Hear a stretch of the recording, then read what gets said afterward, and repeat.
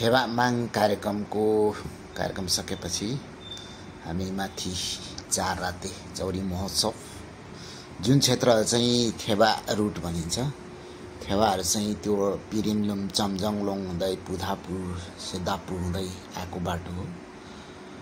हामी अहिले यहाँ खाना खाएर जाने आकाशे यो होटलमा तयारी गर्दैछौँ।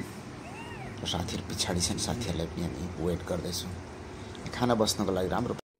हाम्रो यात्रा चौरी महोत्सव 4 रातेमा, तर हामी यहाँ आकाशेमा खाना खाएर जाने साथीहरू वेट गर्दैछौँ। ठ्याक्कै आइपुग्नु बाइकमा उहाँहरू अब लिएर हामी यहाँ खाना खाएर जाने।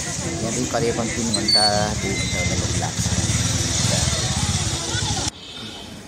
यो ठाउँमा खाना बस्नको लागि अत्यन्तै राम्रो रहेछ। हामी खुसी भयौँ खाना केही खाइसकेपछि हामीले यात्रा तयार गरौँ।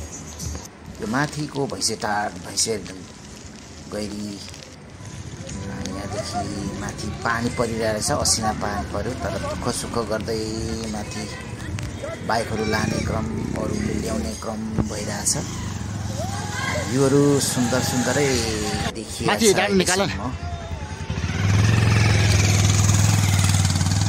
यही ठाउँ गुराँसहरू फुलिरहेछ।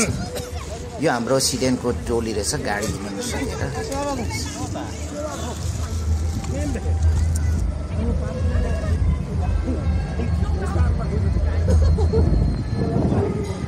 केही उकालो यात्रा तयार गर्दैछौँ।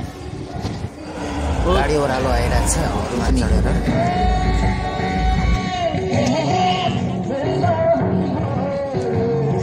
चारते थर्किरहेछ। यो माथि नै डाँडा हुन्छ।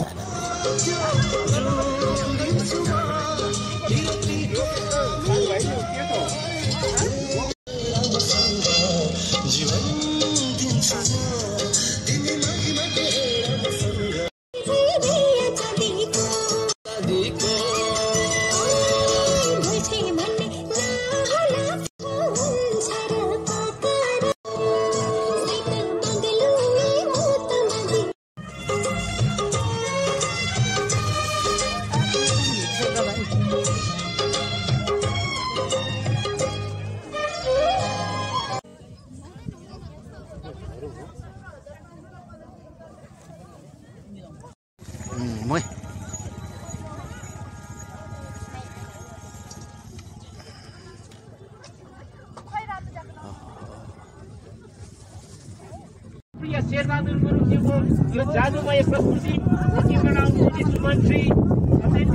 सुमनश्रीको प्रस्तुति।